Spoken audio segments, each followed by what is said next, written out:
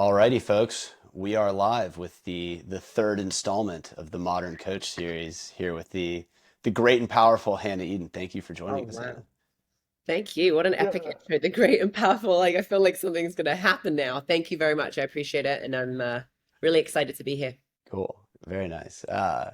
Yeah, so I think let's dive straight into it. Like, you have one of the most recognizable independent fitness brands, and that brand has then, I think, been a launch pad for you with several different businesses. And I'd love to hear about maybe those early days of when you first started to realize that you were building something potentially really big and really impactful. What was that like? It's a great question. First of all, thank you so much. It's like, I think a lot of people I know that, or whatever successful means, get really shy when they're talked about like that because I don't see myself like that, which is probably why I still show up and grind, right? To the sky is the limit kind of attitude. That's probably a Um, good thing. Yeah, I think so. If you feel like Mhm. you've made what you just said, I think that I'd put my feet up on the table and kick back, That's just not in my DNA. But if I remind myself at the beginning, and I often like to go back there because I think it's important, it was really an accident, to be honest, which is probably very frustrating for a lot of people to hear. But I was just so passionate. I had all of these traits about myself as a human being that when I was younger was seen as a problem. And I'd found this space where they actually became my biggest strengths. So being this extremely intense, passionate, um, I would say passionate is a great word, but I'm an extremist. I go all in on anything that I do, whether it's good or bad, right? Which is a blessing that I found this space in business and fitness to really channel that energy. But I had this vision. My vision was so strong for what I wanted, and the vision for what I didn't want was even stronger. And at that time, I was living in Fort Lauderdale, Florida, working between Fort Lauderdale and Miami, and slinging drinks, bartending, living a very toxic lifestyle. And I stumbled on fitness. And when I stumbled on fitness, I'm like, man, this is crazy. This must be what everyone talks about being passion. And so I found this space where I applied myself and I had always had the work ethic. I've been a workhorse since I got my first job at like 11, shoveling horse shit on a farm. Like I'm not scared to work. Um, and I love to go all in. So I did that. And I did that in fitness as an athlete to begin. But as an athlete, I think anyone, I'm sure you can all understand this, like when you have a personal transformation and in fitness impacts your life in a certain way, it becomes this burning desire to make that your mission in life, to give that feeling to someone else. And that's still why I do what I do, right? I want someone to be able to experience this because in fitness, I found a side of myself that I'd never discovered before, as far as confidence and strength and resilience and perseverance, all these intangible traits that came that are extremely powerful in business were born in the gym. And so when I started this, I went all in. I decided to give up everything other than bartending a couple days a week to pursue this dream. When I say I go all in, I go all in. I'm like, I'm going to live, eat, and breathe. Like, I want this to become something huge. So I got certified in CrossFit to begin.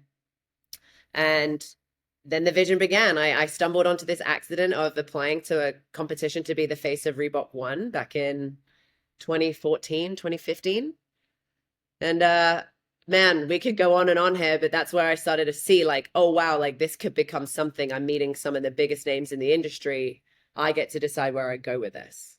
Like, functionally speaking, stumbling into something is probably more like a willingness to put yourself out there that maybe the average person is unwilling to do. And then also, you mentioned like work ethic, and those things go hand in hand because it's kind of a numbers game too, right? To find the Mhm. opportunities that eventually pan out. So you got to be willing to eat shit for months or years trying things that don't pan out until it's like, yeah, in hindsight, it's like, oh yeah, this one thing happened and like, look at that. But it's like, yeah, there was probably, I'm sure, dozens of things that were not panning out as you were doing those things. But it's that like Absolutely. the passion. I Mhm. mean, John, like, it's so, I know you're probably thinking the same thing I'm thinking of, which is like, we talked to Luca. It's the same tune. We talked to Marcus. It's the Mhm. same tune where it's like, you got to find stuff that you really, really, really enjoy, or like what's going to drive you. Like Luca called it the vision that pulls. Like you mentioned, you had a vision of what you wanted and what you didn't want. Like what's going to drive you through all that shit to even find the thing that it eventually all, stems from and sort of like that launch pad. Well, and I think another big point, and I think for you, Hannah, this is huge. I didn't realize that this was like the platform, this putting yourself out there really early in your career to put yourself on a platform that really was a launching pad for a lot of the other things that I'm more familiar with, right? So the being the face for Reebok One at that point, and even putting yourself in that place, that's something that I think is a big swing for the fence offenses that a lot of people would opt out of before, they might have the thought but not take the action on. So what are some of those other big swings you feel you've taken that since that time and off that platform? What's the next leap up and next leap up? I know some of the things you're doing right now I'm super impressed with. I told you I jumped into one of your webinars to just peek in. I always want to know what my friends are doing in the industry, and And how they said, many of John, those you're not a woman. evolutions? Get out of this group. I mean, I put, I'm growing my hair longer. Come on, man. Let's try to fit in. Yeah, I think it's important, especially I'm sure anyone that's listening to this is aspiring to set off in the fitness space and the world that we live in now, like the digital space is huge. But I think it's also important to shine light on the fact that before you guys knew who I was, before anyone knew who I was nobody. I had no followers, I had no leverage, I didn't have a handout, right? I just had this vision. And I, again, say it in hindsight, like it was an accident, all these things happened. But if I really zoom out and look at what I did, it's something that I've continued to do in my career because I know that it works, which is strategic partnerships. If I don't have a brand, or if whoever's listening to this doesn't have a brand, but you have an opportunity to align yourself with a credible brand, why not do that? Right. And I think it's also important to understand that I did all of this for free. I even paid my way to be in the same room as certain people so that I could post on social media that I was at this place. I could tag this person and they'd re-mention me, that then just exposed me to their market. And it just became like this ripple effect. So I think it's important to understand that not everything you do is going to have an instant ROI, right? But I had like the long game and the short game. I launched my business, which is there's a huge difference, right, between creating an online business and creating an online brand. I created my business, launched that online. I'm selling programs, I'm coaching in person. I have this gym in Fort Lauderdale. I'm doing the work. I'm a practitioner. But while I'm doing that, simultaneously, I'm also seeing like, okay, I remember back in the day, I don't even remember who it was, but I remember looking at someone on Instagram in 2012 and being like, man, I really like this girl. I'm like, I feel like she can be my homie. I will give her anything that she wants, my money, my support, and she has no fucking clue who I am. And I remember in that moment being like, whoa, this is such a powerful platform. I want to give it a go. If she can do it, why can't I? I think I have a story. I'm more than Mhm. happy to put myself out there, document my journey, and share the experience. And that's what I was doing. So I saw this long game in social media back in 2012 and just thought, fuck it, let me just see what happens if I do this consistently. Of course, that was a different time, right? Where not so many people were doing it. And I took pride in being a practitioner. And so I realized that when I did the Reebok thing, I did that for free, by the way. And then when I got there, it was the best. Like Tim Ferriss always, "What's your favorite failure?" Hands down, my favorite failure because I didn't win, which was the best thing that ever happened to me. But I met so many people. I met the same people that the winner met. And what I decided to do with that and those connections and that experience was totally up to me. So I went home and followed up and handwritten letters to these people and just made sure I had meaningful, intentional conversations and just I'm a good person, I think. My parents raised a good human. I just let myself shine and all of myself, right? The weird parts of me. I'm not trying to be perfect. And then the opportunities, it didn't happen instantly, but 3 months later, Men's Health reach out. A couple months later, Mark Bell with Power Slingshots reaching out. And, I'm getting credit, like comments and people tagging me with Heidi and Chris Powell and Jamie Middleton Eason. And all of these things are happening. And I'm like, wow, like they're just normal people too. You just got to keep this conversation going. And when I did the thing with Men's Health, I don't know, I'd love to hear John's first like kind of breakthrough into the market too. But I did this thing with Men's Health. I don't remember because it was so long ago. So if anyone does, please know that I might be making a mistake here. But I'm pretty sure I wasn't paid. And my flight might have been paid, but I was background talent in BJ Godore's MetaShred Extreme. He was the director of Men's Health magazine at that time. Mhm. And I was just so stoked to be there. And because of that, Men's Health obviously had a lot of PR and media opportunities where they took us to the Good Morning America show in Times Square. So I'm like, oh my God, like I'm on a freaking billboard. This is crazy. Like I can't believe I'm here. And then, other brands start seeing this, right? Bodybuilding starts seeing this. They don't know I did that for free. So they're like, hey, we want you to film a program with us, and we're willing to pay you this much. And I'm like, let me talk it over with my team, which I didn't have at the time, I love that. But those, oh my God moments. And I had confidence, I had passion, I had charisma in some form or another. And I was so just so eager to make this happen. I would love to hear, because that was the first of many things, right, that came back around from that, what that was for you, John. I mean, my journey is very much a stumble into opportunities experience as well, you know. And I love that part of the story where you put yourself out there for that Reebok one experience. And what I said, it was the platform you launched off of, but not the way that everybody else would see it as that huge win on the front end, right? You swung for the fences. You put yourself in a situation where the relationships started to unlock in the next concentric circle. And for me, I had a little fitness studio in an agricultural town in California, Salinas, California. It's like literally the salad bowl of the world. If you buy prepackaged salad, it's from Salinas, California. Just look at the back, right? And so it was a really interesting place where, oddly enough, some of your background is CrossFit. Santa Cruz, California, or Aromas, California, where the ranch was, is just down the road. So it was funny to feel like I was on the cutting edge of something new in terms of kettlebell, unconventional fitness, and in this kind of little farm town.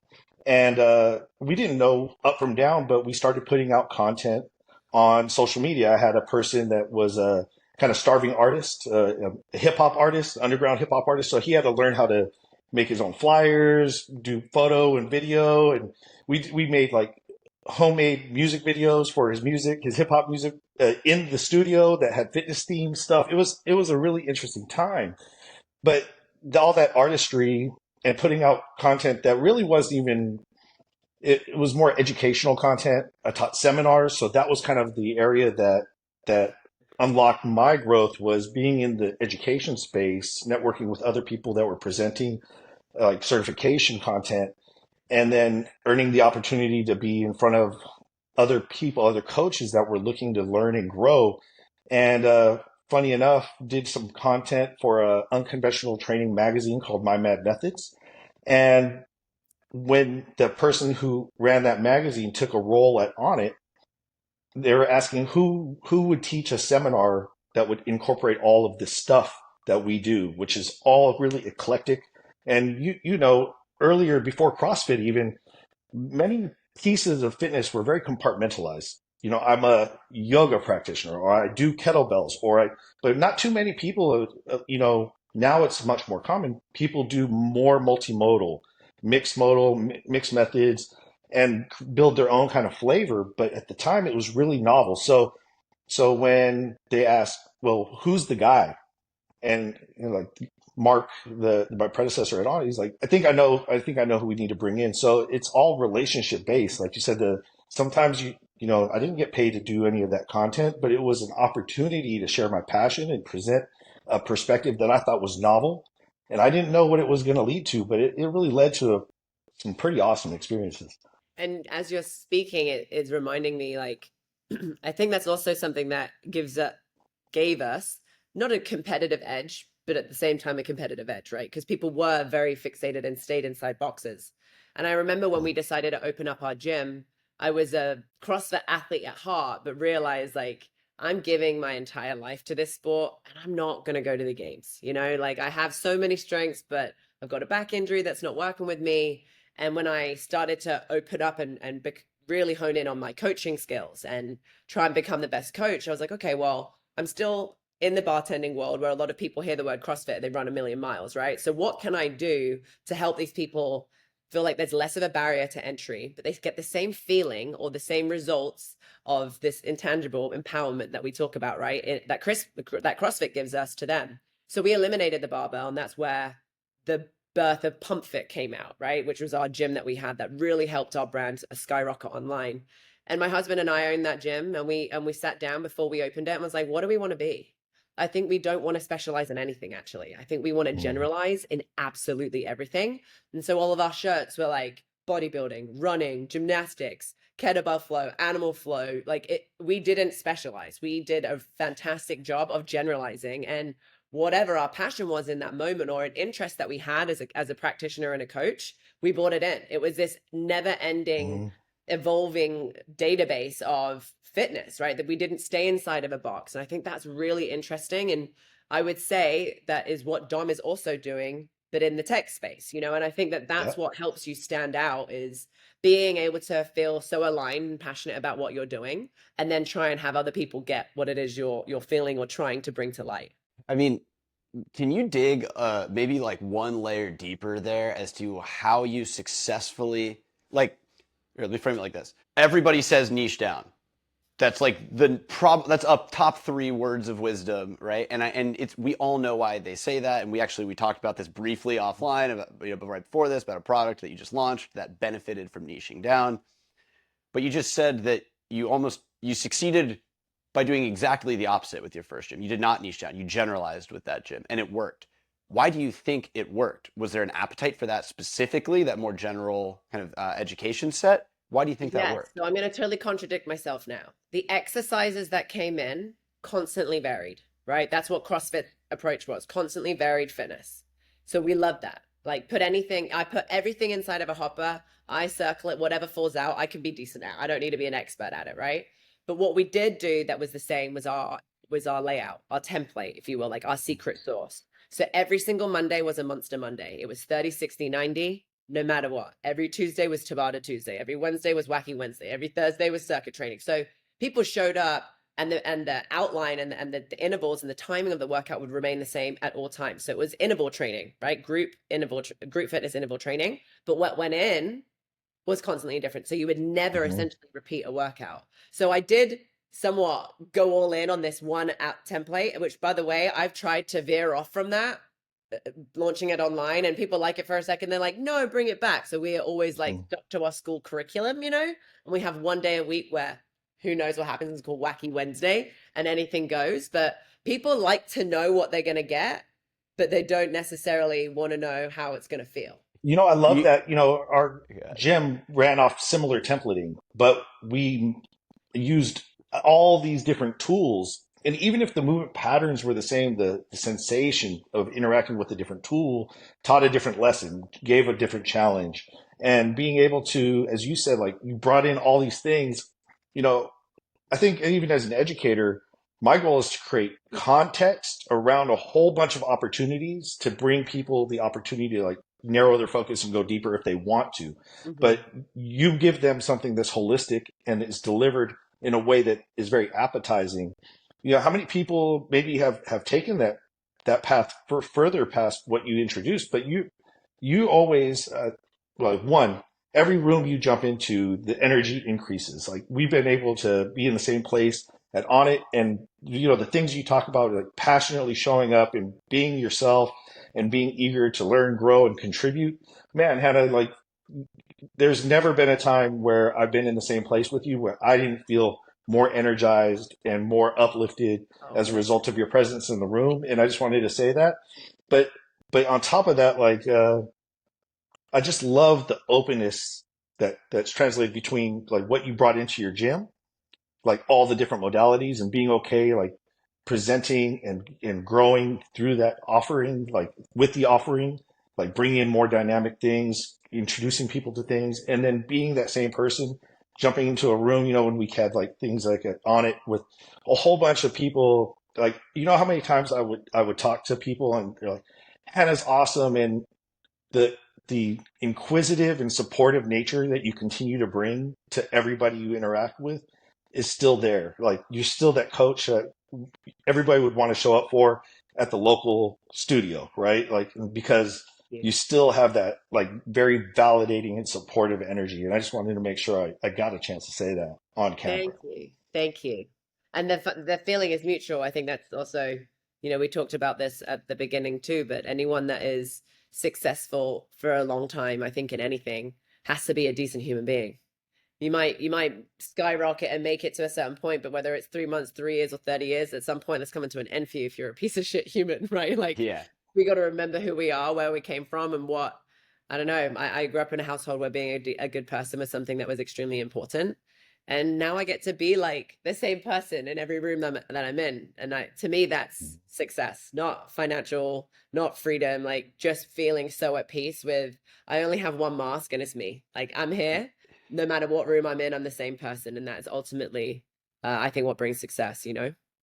Yeah, I mean, John and I, the whole inception of this interview series was like me and John having these conversations and the lines being blurred between personal life struggles and then how to grow Samble and then who's doing really cool shit in the industry and just back and forth and back and forth and back and forth. And like, it's such a beautiful way to operate. And I would say that like a very pragmatic case for trying to like be a good, well-liked person is just like it's hard to do shit on your own. And if Yeah. you're a dick, people aren't going to come along with you. So the Yeah. more you can just like build a team of people that are all aligned, the more likely it is that you're going to succeed. So, and we know, all of us know people, and we definitely shouldn't name names because that's not the style of this interview, but all of us know people who have taken the opposite approach and have been successful, where they go, I like the incredibly smart and rude person can absolutely find success in the fitness industry. Like it's a strategy for sure. It's not one that I would have any idea how to do, and it's also not either of your all's strategy. And what a But I think lonely we probably all fall asleep pretty quickly at night, so it's okay, I guess. And I'll be honest with you, I've been in this space for a long time. I know John has too. And at the beginning, I was like 22, 23 when I started this. I was a lot younger. And I used to be very much like the lone wolf person that didn't really, I had a circle of friends I'd had since before Instagram, before the red hair, you know, since before anything became anything. And I was so strongly set that they are my people and I cannot associate with anyone else that's on social media. I might lose myself. I might become someone that I'm not. And I really tried to stay grounded to a fault. And it became extremely lonely. And I think whenever you do try to Mm, do it alone and you are referring to this individual, this avatar that we're discussing, Dom, like, yeah, you might become successful, but what a miserable life. What a lonely Right. life. I guarantee you that they want to burn it down to the ground. And I've been there. And the way, how do I come home? How do I come back to center is like opening up myself to relationships, aligning with people that are trying to do the same thing. And once you start to recognize that your peers in the industry that you once may have looked at as competition are actually your biggest drivers to becoming more successful, that's when things will really change and your world will open up. Because to John's point, and I want to reiterate on this point, my biggest opportunities in this industry have not been through social media, if you will. They've been through my network of friends.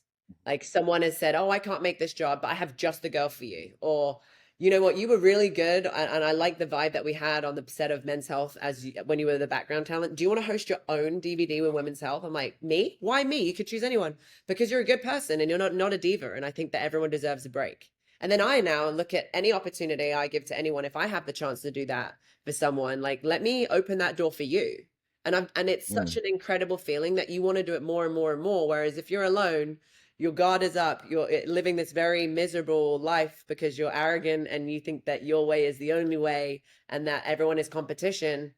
I know for a fact that you're not 100% aligned internally and you want to burn this to the ground no matter what it looks like from the outside in, you know? I who you know matters way more than what you know in this Yeah. industry, and it always Yeah. comes out like a Mhm. hot take, but it's not like what you know is the prereq. Like you got to know stuff, you got to be a Yeah. good coach, but your opportunity set, that's just your network, right? It's people Yeah. having conversations Mm. in rooms that you're not in, so hopefully they're saying good things. Yeah. And I Well, remember, and not only, sorry, oh, go go ahead. ahead, Hannah. Sorry.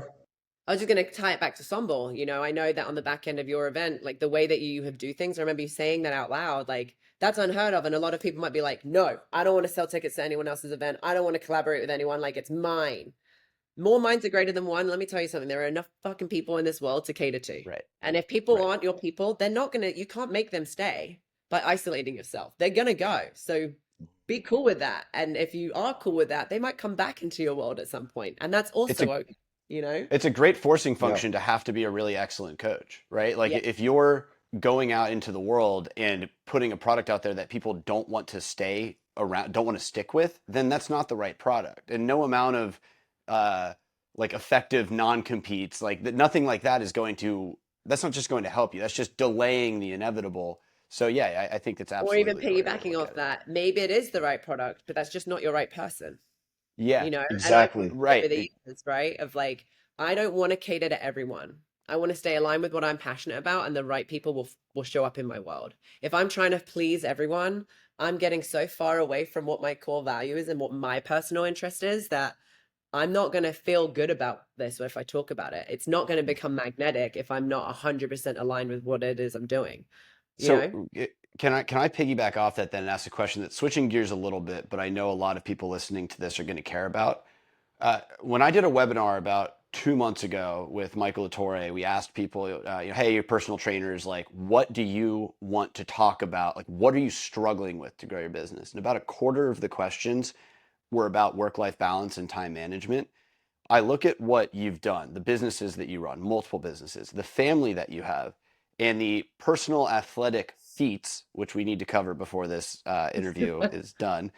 But you're doing an incredible amount of stuff, and you're doing it all with a smile, and it seems genuine. Like as somebody who's gotten to know you a little bit, like I don't think you're lying to yourself and to the rest of us. It seems like you love what you do, and it's working for you. This crazy aggregate thing that you've built. Simple question then: how? How do you do it? Well, it's been a long time of making a lot of mistakes. Okay. And I will say this is probably, and I'll just keep it honest and real, right? I am finally in a place in the last 5 years that I feel so good about what I'm doing. But at the beginning of my career, I was all gas, man. Like it was like, I'm running so fucking fast. I know I'm going that way. I don't know where I'm going. I had no idea what the goal was. What am I trying to achieve? I'm working for our future. Like I'd never stopped to look at what is the future, you know? And so I got a lot of things wrong and I burned out, which is why I now don't have red hair. When I got rid of the red hair, it was like, okay, you need to go back to your authentic self and fall back in love with this process and remember who you are. And I went on this really deep soul searching mission of like, who am I and how do I want to show up in the world and what life do I want to live? So before thinking about what it is I was going to create on this Hannah Eden 2.0, it was like, let's look into the future, into this glass ball. What life do I want to live? What does my lifestyle look like? Is there a family? Is there travel? Is there a big house? Is there friends? What is it, right? Because none of us do that. We look at like, what can I do today to move the needle? Well, where are you trying to go? So that was a huge turning point for me. And I've also made a lot of mistakes. I've made a lot of mistakes that I think are important to share here, which is when I was operating in that fight or flight space. I don't know if you've ever read the E-Myth business books, but there's a great book about, it's called the E-Myth. It's like a classic business book. And there's a story in there, and I'm probably going to botch it in some way, but the general idea of it was this lady loved baking pies because her grandmother raised her and showed her how to make these pies. So she thinks, oh, which we all do. If I love pies so much, I'm going to open a pie shop, thinking that, aka in business, I love fitness so much, I'm going to run a fitness business, which means I'm going to work out all day, which is so far from what the truth is, right? I did not understand. There was so much ignorance at a younger age of what it took to run a business. I just had the passion for the fitness part. And so this lady falls out of love with baking pies. In fact, she decides all of a sudden that she hates baking pies. She doesn't want to fucking go in the kitchen ever again. When really, if you zoom out, she doesn't hate baking pies. You know, she just is sick and tired of being the accountant, the cleaner, the restocker, the this, the that, everything that it takes. And so her passion for the pies had just dissolved. And that had happened to me too, where I got to a place where I was like, I don't want to do this anymore. In fact, like I hate showing up online. I hate going to these events. I remember crying in my hotel room when I got the cover of Oxygen magazine, which is such a juxtaposition. It's like, wow, like what an honor. I'm now on one of the most recognized magazines on the cover, and I feel nothing. So I'm achieving all of these things and feeling zero fulfillment, right? So I'm like, okay, I need to bridge this gap and figure this out. So during COVID, I had this time to slow down, recognize that I have a huge issue here, which is I'm so out of love with what I'm doing on a daily basis. And I rebuilt my business. And the first thing that I did when I was burnt out was a massive mistake. And I would love to share it. I was so burned out that I was tired. I didn't really care anymore about what would happen to my business as long as someone else would take the responsibility and the pressure off my shoulders. And so I made this decision that I'm still paying for now, right? Which was someone else must know how to run my business better than me. I want to go back and go into my lane and stay at what I'm good at, which is fitness, which ultimately it took a really hard pill to swallow to realize that I'm an excellent entrepreneur, but I was just so tired that I didn't want to do all the things anymore. I did not fire myself fast enough. I was making money, but I wasn't delegating. I was holding on to way too much control. I thought that I could do it better till I got to the point that I didn't. And then I took everything, was like, here, someone else do it, right? I lost myself entirely. I almost lost my entire business. I fought for that legally for years to try and get everything that I had built back because I honestly lost sight and thought that someone else would be able to run my business better than me. And the lesson out of that is no one will ever know your business better than you, but you have got to fire yourself as fast as possible at the shit that you do not like. Let it go, delegate, give it to people, lose control, and great things can happen. Then we fast forward to this stage we're in now when you're like, how, right? After that happened, and it was like the biggest burn in business, which my perspective on that now is like, if someone wants to take you down legally, that is a huge compliment that you're worth taking down, right? So if I want to play in the big girl game, I got to get ready to like handle the big girl blows. So get the fuck up and fight for what you've built and understand what your purpose is here for. And so when I was rebuilding my business from a very different approach of like, I need to be the CEO. I will always be the CEO of Hannah Eden Fitness, but I can have a COO. I can have a CFO and a CEO. I can have all these people that need to take control and be the executive in their zone of genius. So of course that doesn't happen right away, but right now in this stage of my life and the evolution of my brand and my enterprise, if you will, with all these different businesses, is I have a COO. It's Erica. You know Erica Mhm. very She rocks. well. Erica is someone that has helped me fall so deeply in love with my process and my work again, because she's like, you need to be doing the things you're great at and let's create that dream life. And she came on to my team before I had a child, before I had any of these things, right? So now I've stepped back massively in my business, which was a really hard thing to do, still having control of the vision, but the day to day and the to do list, I delegate. I went from having like 12 people on payroll to having one person on a hefty payroll, and we outsource so many different things to people so they can do it. And I'm always focusing on the three things. And number one is my personal life. What is the point in all of this if my home isn't happy? Like, what is the point? Like, I always used to say to my Paolo and to myself, like, I'm working this hard and I haven't seen you for a month because I'm working for our future. What future is there going to be if I don't take care of my home? Right. So that is now number one for me. Number two is if I'm in the fitness industry, I need my passion for fitness to stay alive. I love to do hard things. And when I do hard things, the person I become, the lessons I learn, which creates content for me to film, the ways in which I can bring my audience on that journey with me and make my passions in my personal fitness space part of my business is a big skill set that I have, right? And that I've managed to make it part of my business. And that's the only reason why. And then, of course, my business, the products that I sell, the things that I do, that I get to show up as. I have to always remember that it is a business. I focus on those three things all the time. So personal is number one now. It's it's like I'm gonna make an observation that is on. It's it's one people forget. You have to earn the ability to focus on those. You don't even know what those problems are until you've gone head down and worked your ass off at something for like a couple years. And then once you've done that, then you're going to see those road. I have to fire myself here because I can't get through that hurdle. I'm unhappy, so I need to learn how to be happy, or I'm not going to be able to show up at this job and do a good job of it. And I think that there's a little bit of a tendency, like people know that people go through this stuff, but I do see among the kind of like they're on years 1 through 3 coaching community, like you're not supposed to be solving for work-life balance yet. You're supposed to be like chasing a passion aggressively, but there's like this massive asterisk there, which is like you also have to learn how to be happy while doing like you can't just kick the can down the road and be like, I will make time for my family in 2 or 3 years once I finally figure it out. Like that's just like saying I'm going to go get faster or stronger later, right? It's like, no, you have to start flexing those muscles a little bit in there. And your story is awesome because it's this like this incredible push forward with like constant back checks of self-awareness going, how do I get like a little bit better, a little bit better, a little bit better? And then it makes sense that as you started to achieve like all this outsized success, And as you did those back checks, you uncovered quite quickly, honestly, like these serious things that could get in your way and keep you from growing even from there. That's an incredible system. It's like a flywheel that lets you grow and build a business and scale it. Just want to call attention to it because it's almost what everybody's like gonna have to do, and you're probably better at it if you know that it's happening as you're doing it. And you know, I remember back in the day reading Gary Vee's book Crush It in like 2015, 2016. And he sent me a pair of shoes and I was like, whoa, Gary Vee sent me a pair of shoes. Something must be happening on social media. And one of the shoes on the inside was literally shit and dirt. And the other one was clouds. And the whole point was is like, if you want to make it to the clouds, you have to be willing to walk in shit.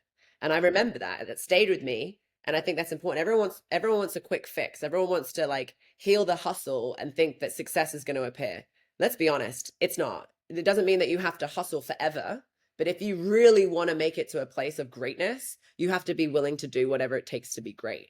And then to stay there, you have to constantly check in with that part of that work ethic or that process and be willing to do the work, right?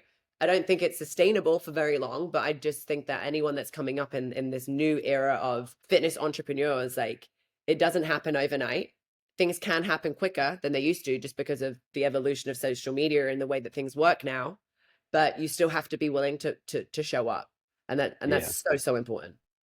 I I love uh, I I got it. love the reality that this is layered, right? Like Yeah. most people have to have a certain level of commitment that's uncommon and passion and run into a lot of walls, right? Like how many times I was going to ask you earlier, you're all in. Well, how many times have you gone all in and just kept on running into the same wall because that's the solution you've had up until that point and it's worked enough, right? Or you figure out I've run into this wall face first and I'm like, oh, maybe I'll climb it. But, you know, it might not have been the easiest way to circumvent that obstacle either. But as time goes on, this is really funny because every high performer, you as a coach, you see this too, right? Like what got you here won't get you Not where gonna you're get you there. trying to go.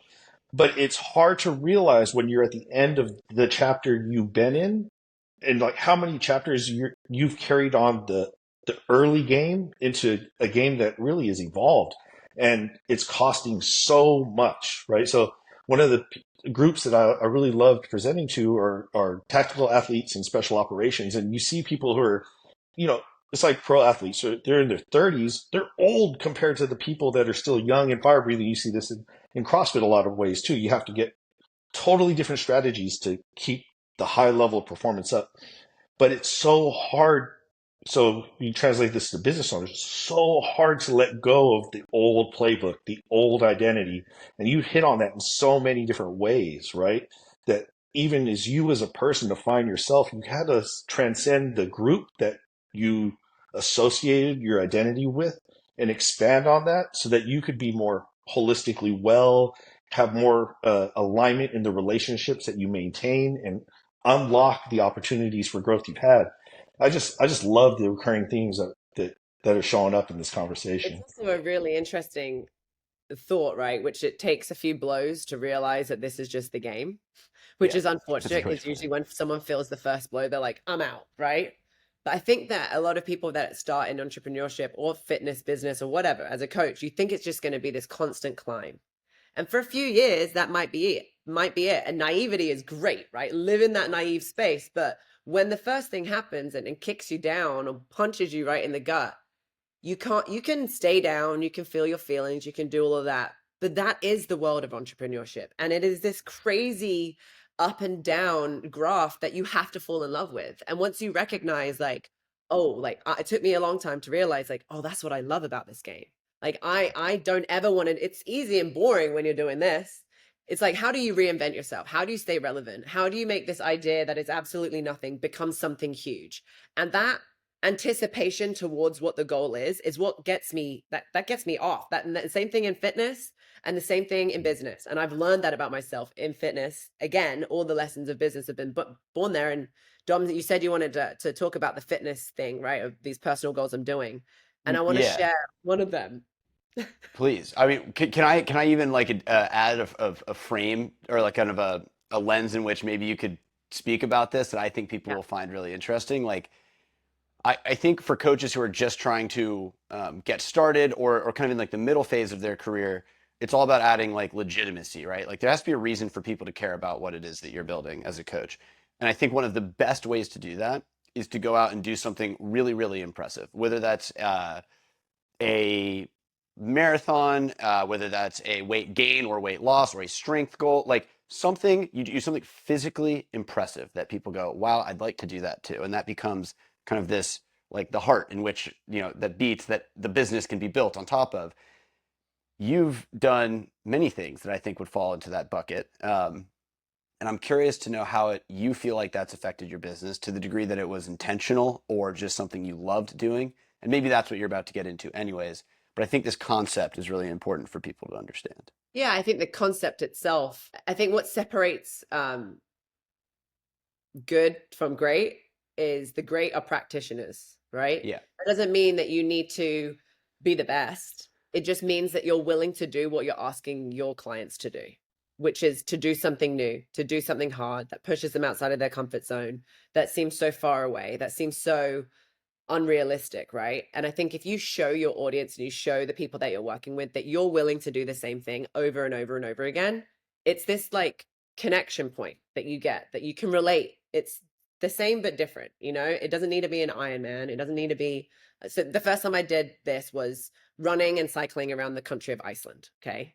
So I did this for personal reasons. And this is where I talked about it lightly about how I've been able to make my personal fitness events in my life or goals part of my business. This one was a really shitty one, to be honest. In my personal world, my best friend was dying of cancer, right? The hardest thing I've ever had to handle in my life, and hopefully the hardest thing that I'll have to handle. Probably not, but maybe. And my whole world was like crumbling down. And I'm like, oh my God, like, where do I go with this? At that point, everything I'm doing is very public. I'm sharing a lot of authentic, very vulnerable parts of my life. And I felt so like icky and sticky when I'm keeping all this stuff super private, even though it kind of did need to be private, but I don't know how to show up in the world. And that was my first moment of talking it through with my friend when she was alive, saying, I did this thing where I supported someone else on this mission, where I was a support runner and we ran through Haiti and we raised all this money for these orphans. And I remember that feeling of doing that and seeing these orphans run the last mile with us. And it was crazy. And I'm an action taker. I need to do something. I don't know what to do. I feel totally helpless. How would you feel if I set this goal of me running around Iceland for you and your vision that you have to hold on to? Because at that point, all there was hope, right? That you're going to be at the finish line for me. You're going to be there with your boys. She was pregnant at the time. She had a 2-year-old at home. Like, you're going to be there with your boys. And that's what you need to hold on to. And that's my way of coping, is pouring my pain into movement, right? Or something. Like, I need to do something. So that was the first mission that I did it on. And then I reached out to my sponsors at the time. And I'm like, hey, this is what's happening in my life. This is what I want to do. Do you want to be involved? And all of them are like, absolutely. Like, what can we do to help? So that's where I brought the business side in. And we created a documentary on this, right? I had the opportunity to, unfortunately, my friend passed away before I got to do the event, but I got to do this for her. It was my space where I had alone for 828.6 miles to like pour my pain and my grief into this place where I can process what just happened.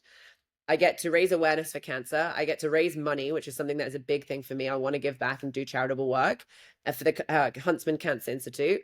And I get to bring my community along this ride with me, which wasn't intentional at the time, but definitely deepened our connection.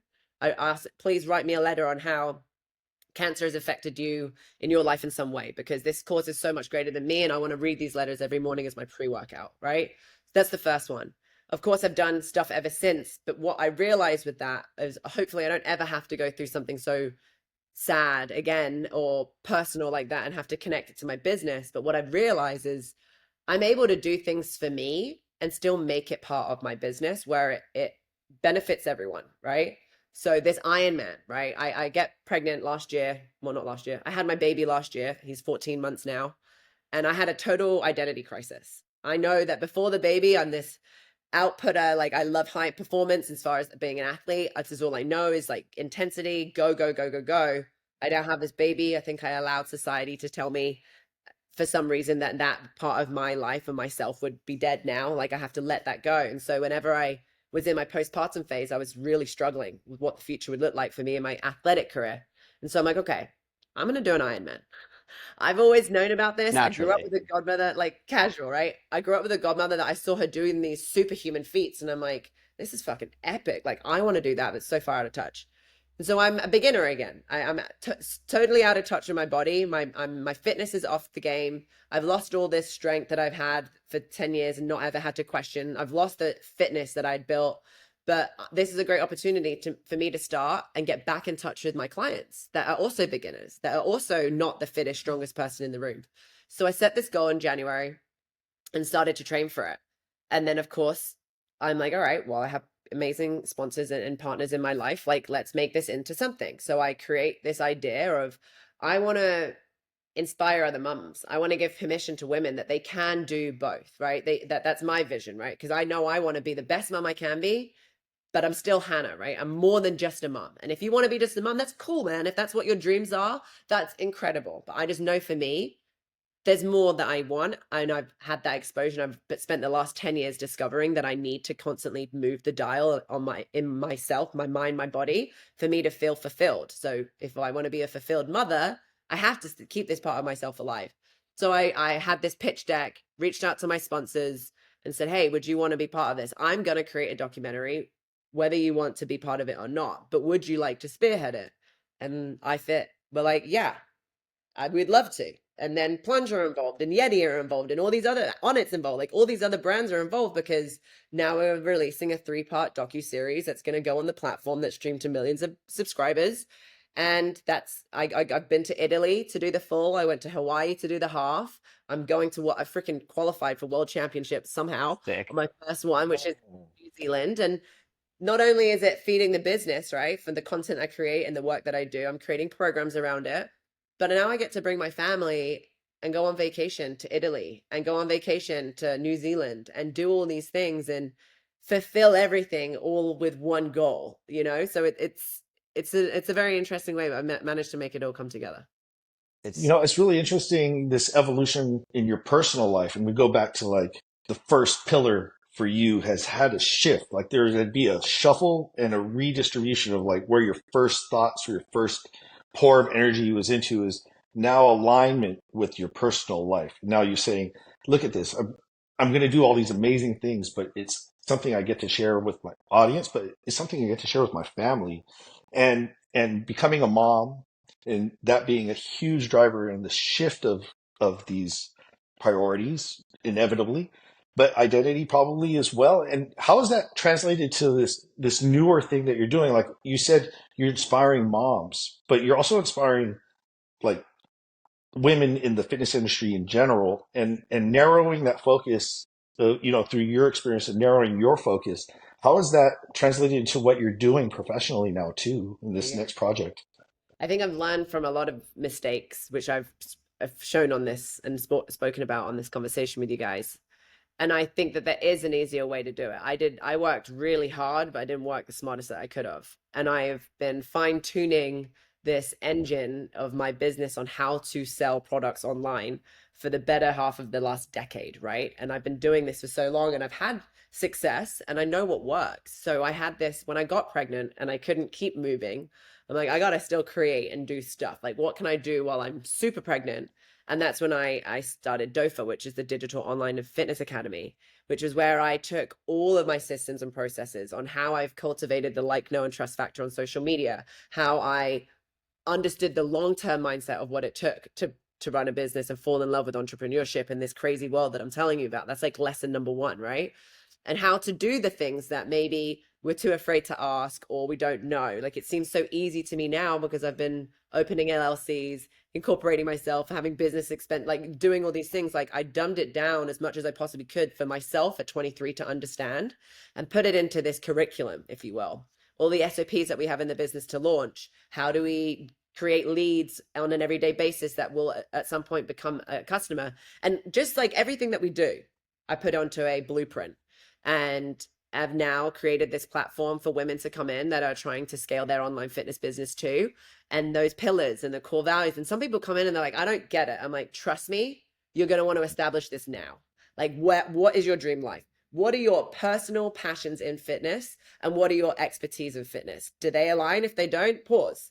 let's get certified and have more expertise in where you feel passionate about. And that can be this ever evolving place, right? It doesn't have to stay the same, so that we can make sure that you're feeling good about the work that you put out. And I've just tried to help put into a system and a lesson guide and a checking box and like action items for people to do, to be able to feel the way I feel about my business now from the very beginning. And I do think that it's possible. Don't get me wrong, it's still hard work, but from all my mistakes, how could I help someone achieve something similar without having to fall out of love with the process, burning it down, giving it away, and really have tried to make that digestible for women that are trying to do the same. I mean, it's incredibly needed. I think that's obvious Yeah. to John and I, who are talking to coaches all day, every day. It's like these are just, no one knows how to do this stuff. So it's like if you want to just give back to the community by sharing that information in a really digestible and process oriented way, like thank you from the rest of us. I was just about to say, and I want to say thank you. I'm not sure. I know you've had some calls with my girls, but you're a big part of that. And I I want to appreciate it. just shine light on that, because a lot of people have a great idea and a lot of people want to sell a program, which is fantastic. And the how to isn't the hard part, right? You are doing all of that for them. How do I deliver my product to my audience? Which is why we've created this synergy amongst what we both do. If I can help you grow the audience and grow the potential customer list of people that are actually interested in the product, because you can have the best product in the world, but if you don't know how to get that product into the hands of the ideal customer or ideal avatar, then your expertise is going to waste, right? How do we increase the value of your expertise? So you have a huge part of that well-oiled machine, which is the deliverable. You've broken, I say it all the time on all the calls. I'm like, you're not going to get a better deal. The technology's tried and true. He's actually aggressively disrupting the industry, because I know how much I pay for my app and it makes me want to throw up when I think about what you're offering. I do, and I talk about it all the time, and I'm like, that you don't need to worry about the how to. The how to is taken care of by Sombo. It's the other parts of it, of like, how do you evolve and scale and grow and continuously stay relevant, that I can support with. So thank you. I appreciate that. I think we want the exact same thing. All of the beauty and fitness and wellness comes from the coaches who are building the businesses for their local communities and scaling it up. And we all just chip in the way we can. Hopefully, it builds a better industry in the process. But I do want to be cognizant of your time. I think you got to go like Thank right you. this second. Thank you. So let's cut it here. Thank you so much for doing this with us, Thank Hannah. you, This Hannah. was an incredible conversation. I had a blast. Me too. Thank you very much for having me. I love you both. And so grateful for all the work you're doing in the industry. And yeah, I can't wait to take a listen to this. Let's cook. Cool. All right. Cheers, gang.